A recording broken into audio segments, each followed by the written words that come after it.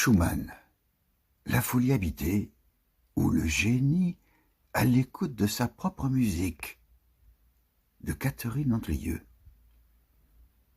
Il faudrait d'abord renoncer au mot folie, mot trop rapide, trop extérieur, mot de ceux qui regardent sans entendre. Chez Robert Schumann, rien n'est jamais hors sol. Tout passe par la musique, tout s'y dépose. La fragilité n'est pas autour de l'œuvre, elle est l'œuvre, inscrite dans sa chair sonore, dans sa respiration, dans sa manière même de recommencer et de s'interrompre.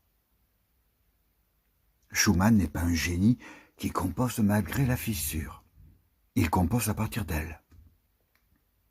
Il suffit d'écouter comment la musique entre en matière, rarement par une affirmation, presque jamais par un geste conquérant. Elle surgit par fragments, par élan bref, par phrases qui semblent se souvenir de quelque chose avant même de l'avoir formulée. Les thèmes apparaissent comme des pensées trop vite senties, trop vite abandonnées. Il n'insiste pas, il passe, comme si la musique savait déjà qu'elle ne peut pas demeurer longtemps au même endroit sans se trahir. Le génie de Schumann est là, dans cette manière de refuser la continuité quand elle devient mensonge. Là où d'autres développent, il juxtapose. Là où d'autres expliquent, il laisse entendre. La forme classique est encore là, mais comme un cadre trop étroit pour ce qui afflue. Elle se fissure sous la pression d'une écoute excessive. Car Schumann écoute trop. Il écoute la musique avant qu'elle ne soit musique. Il écoute l'émotion avant qu'elle ne prenne forme.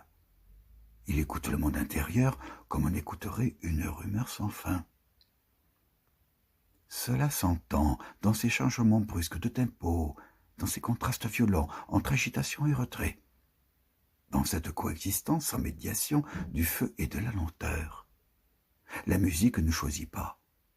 Elle laisse vivre ensemble Florestan et Eusébius, l'élan et la retenue, l'exaltation et l'effacement.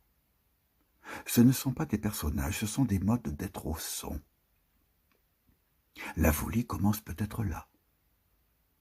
Non comme perte du réel, mais comme excès de présence.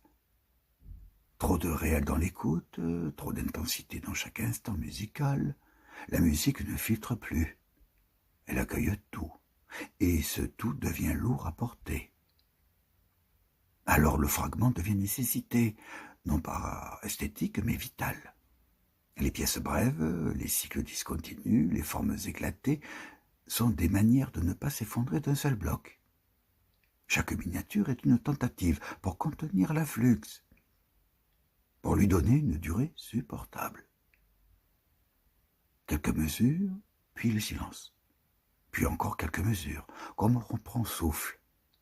Mais peu à peu, quelque chose se déplace. Dans les œuvres plus tardives, la musique ne se contente plus d'alterner les états, elle se fige. Les harmonies tournent autour d'un même noyau, les répétitions deviennent insistantes, le temps n'avance plus, il stagne. Ce n'est plus la fragmentation joyeuse ou inquiète des débuts, c'est une immobilité chargée, presque hypnotique. La musique cesse d'être mouvement pour devenir fixation. C'est là que la folie touche directement l'écriture sonore. Les sons ne semblent plus venir d'un geste volontaire, ils s'imposent. Ils sont entendus avant d'être écrits. La musique n'est plus construite, elle est reçue, parfois subie. Les accords dictés, les voix intérieures, les sons obsédants ne sont pas des métaphores romantiques. Ils sont les signes d'une conscience devenue trop poreuse, trop ouverte, incapable de refermer ses frontières. Et pourtant, jusqu'au bout, la musique reste digne. Elle ne s'effondre pas dans le chaos, elle ne crie pas, elle ne s'exhibe pas. Elle se réduit, se resserre, se tait presque. Elle devient un relevé attentif de ce qui reste quand l'élan n'est plus possible. Une écriture de l'après, une musique qui ne cherche plus à séduire, mais à tenir. Ce qui bouleverse chez Schumann, c'est qu'il ne demande jamais à la musique de le sauver. Il Il ne l'utilise pas comme remède, il accepte qu'elle soit atteinte, qu'elle perde sa souveraineté, qu'elle reflète la désagrégation intérieure. L'œuvre ne se place pas au-dessus de la chute, elle l'accompagne mesure après mesure.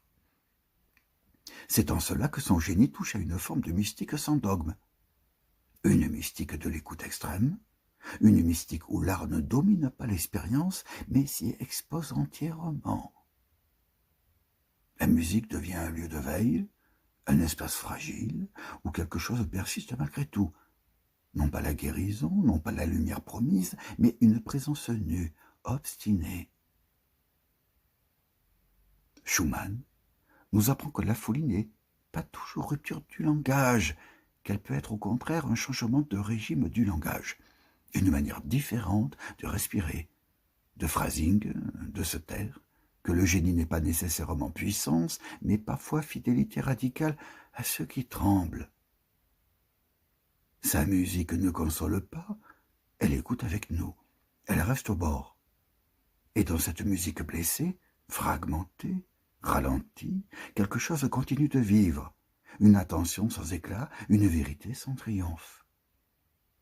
C'est peut-être là, dans cette coïncidence entre l'effondrement psychique et la forme musicale que se tient l'unité la plus profonde de Schumann, non pas celle d'un esprit maîtrisé, mais celle d'un être qui a laissé la musique aller aussi loin que lui.